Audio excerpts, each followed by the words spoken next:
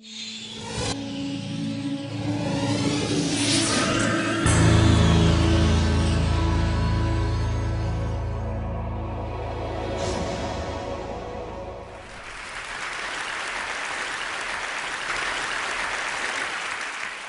begin. Threats in the wake of bin Laden's death have spiked. Famine in Somalia. Police pepper spray. Vicious cartels. Costa cruise line. Societal decay. 65 dead. Tsunami warning. Cyber attacks. Drug war. Mass destruction. Tornado. Recession. Default. Doomsday. Egypt. Syria. Crisis. Death. Disaster. Oh my God. So those are just a few of the clips I collected over the last 6 months. Could have easily been the last 6 days or the last 6 years. The point is that the news media preferentially feeds us negative stories because that's what our minds pay attention to. And there's a very good reason for that. Every second of every day, our senses bring in way too much data that we can possibly process in our brains. And because nothing is more important to us than survival, the first stop of all of that data is an ancient sliver of the temporal lobe called the amygdala. Now, the amygdala is our early warning detector, our danger detector. It sorts and scours through all of the information, looking for anything in the environment that might harm us. So given a dozen news stories, we will preferentially look at the negative news. And that old newspaper saying, if it bleeds, it leads, is very true. So given all of our digital devices that are bringing all the negative news to us 7 days a week, 24 hours a day, it's no wonder that we're pessimistic. It's no wonder that people think that the world is getting worse. But perhaps that's not the case. Perhaps instead, it's the distortions brought to us of what's really going on. Perhaps the tremendous progress we've made over the last century by a series of forces are in fact accelerating to a point that we have the potential in the next 3 decades to create a world of abundance. Now, I'm not saying we don't have our set of problems. Climate crisis, species extinction, water and energy shortage, we surely do. And as humans, we are far better at seeing the problems way in advance, but ultimately, we knock them down. So, let's look at what this last century has been to see where we're going. Over the last 100 years, the average human lifespan has more than doubled. Average per capita income adjusted for inflation around the world has tripled. Childhood mortality has come down a factor of 10. Add to that the cost of food, electricity, transportation, communications have dropped 10 to 1,000-fold. Steve Pinker has showed us that, in fact, we're living during the most peaceful time ever in human history.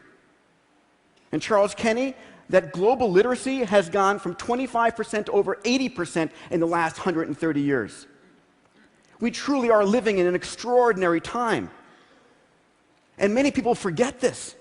And we keep setting our expectations higher and higher. In fact, we redefine what poverty means.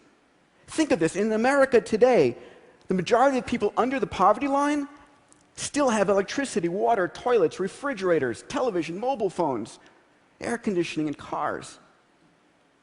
The wealthiest robber barons of the last century, the emperors on this planet, could have never dreamed of such luxuries.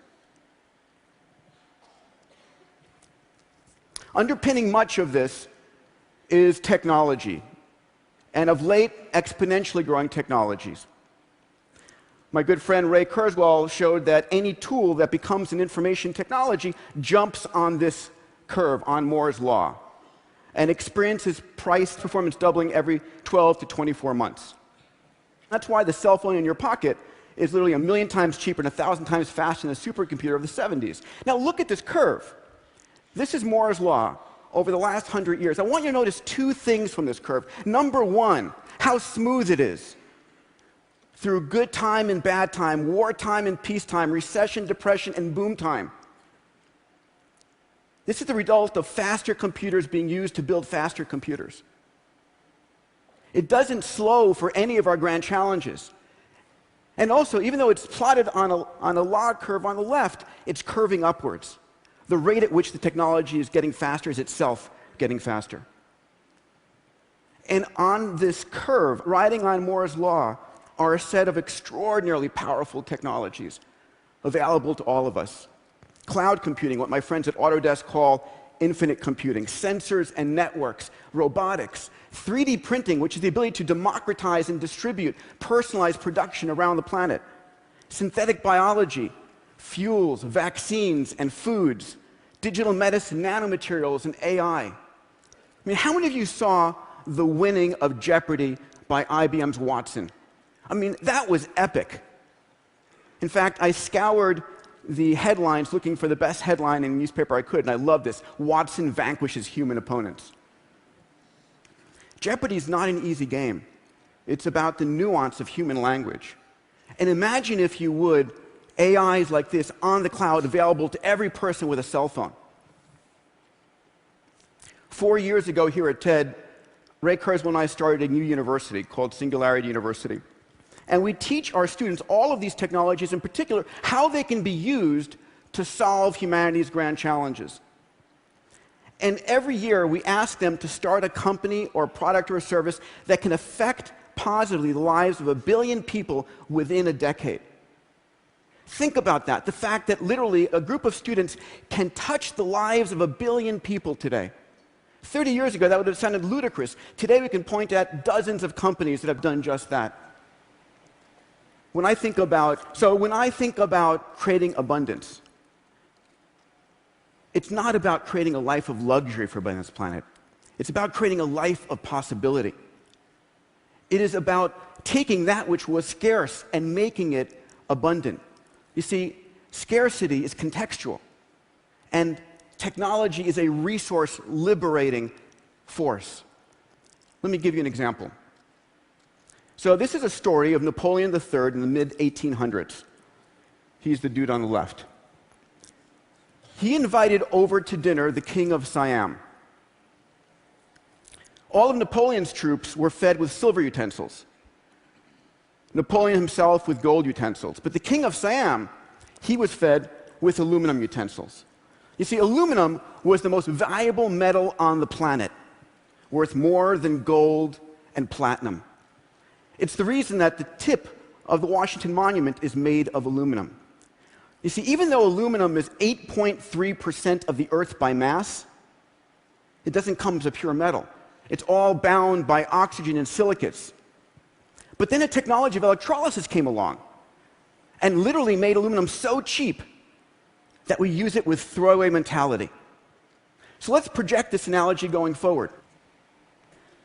We think about energy scarcity. Ladies and gentlemen, we are on a planet that is bathed with 5,000 times more energy than we use in a year. 16 terawatts of energy hit the Earth's surface every 88 minutes. It's not about being scarce, it's about accessibility. And there's good news here. For the first time this year, the cost of solar-generated electricity is 50% that of diesel-generated electricity in India. 8.8 rupees versus 17 rupees. The cost of solar dropped 50% last year. Last month, MIT put out a study showing that by the end of this decade, in the sunny parts of the United States, solar electricity would be 6 cents a kilowatt hour compared to 15 cents as a national average. And if we have abundant energy, we also have abundant water. Now, we talk about water wars. Do you remember when Carl Sagan turned the Voyager spacecraft back towards the Earth in 1990 after it just passed Saturn? He took a famous photo. What was it called? Right, a pale blue dot. Because we live on a water planet. We live on a planet 70% covered by water. Yes, 97.5% is salt water, 2% is ice, and we fight over 0.5% of the water on this planet. But here, too, there is hope, and there is technology coming online not 10, 20 years from now, right now. There's nanotechnology coming on, nanomaterials, and the conversation I had with Dean Kamen this morning, one of the great DIY innovators I'd like to share with you, he gave me permission to do so. His technology called Slingshot, that many of you may have heard of, It's the size of a small dorm room refrigerator. It's able to generate 1,000 liters of clean drinking water a day out of any source, salt water, polluted water, latrine, at less than 2 cents a liter. The chairman of Coca-Cola has just agreed to do a major test of hundreds of units of this in the developing world. And if that pans out, which I have every confidence it will, Coca-Cola will deploy this globally to 206 countries around the planet. This is the kind of innovation, empowered by this technology, that exists today. And we've seen this in cell phones. My goodness, we're going to hit 70% penetration of cell phones in the developing world by the end of 2013. Think about it, that a Maasai warrior on a cell phone in the middle of Kenya has better mobile comm than President Reagan did 25 years ago. And if they're on a smartphone on Google, they've got access to more knowledge and information than President Clinton did 15 years ago. They're living in a world of information and communication abundance that no one could have ever predicted. Better than that, the things that you and I spent tens and hundreds of thousands of dollars for, GPS, HD video and still images, libraries of books and music, medical diagnostic technology, are now literally dematerializing and demonetizing into your cell phone. Probably the best part of it is what's coming down the pike in health. Last month, I had the pleasure of announcing with Qualcomm Foundation something called the $10 million Qualcomm Tricorder X Prize. We're challenging teams around the world to basically combine these technologies into a mobile device that you can speak to, because it's got AI, you can cough on it, you can do a finger blood prick, and to win, it needs to be able to diagnose you better than a team of board-certified doctors. So literally, imagine this device in the middle of the developing world where there are no doctors, 25% of the disease burden and 1.3% of the healthcare workers. When this device sequences an RNA or DNA virus that it doesn't recognize, it calls the CDC and prevents the pandemic from happening in the first place. But here is the biggest force for bringing about a world of abundance. I call it the rising billion. So the white lines here are population. We just passed the 7 billion mark on Earth. And by the way, the biggest protection against a population explosion is making the world educated and healthy. In 2010, we had just short of 2 billion people online connected. By 2020, that's going from 2 billion to 5 billion internet users. 3 billion new minds who have never been heard from before are connecting to the global conversation. What will these people want? What will they consume? What will they desire? And rather than having economic shutdown, we're about to have the biggest economic injection ever. These people represent tens of trillions of dollars injected into the global economy. And they will get healthier by using the tricorder, and they'll become better educated by using the Khan Academy, and by literally being able to use 3D printing and infinite computing more productive than ever before. So what could 3 billion rising, healthy, educated, and productive members of humanity bring to us? How about a set of voices that have never been heard from before? What about giving the oppressed, wherever they might be, the voice to be heard and the voice to act for the first time ever? What will these 3 billion people bring? What about contributions we can't even predict? The one thing I've learned at the X Prize is that small teams, driven by their passion with a clear focus, can do extraordinary things. Things that large corporations and governments could only do in the past. Let me share and close with a story that really got me excited. There is a program that some of you might have heard of. It's a game called Fold It. It came out of the University of Washington in Seattle. And this is a game where individuals can actually take a sequence of amino acids and figure out how the protein is going to fold. And how it folds dictates its structure and its functionality. It's very important for research in medicine, and up until now, it's been a supercomputer problem. And this game has been played by university professors and so forth, and it's literally hundreds of thousands of people came online and started playing it. And it showed that, in fact, today, The human pattern recognition machinery is better at folding proteins than the best computers.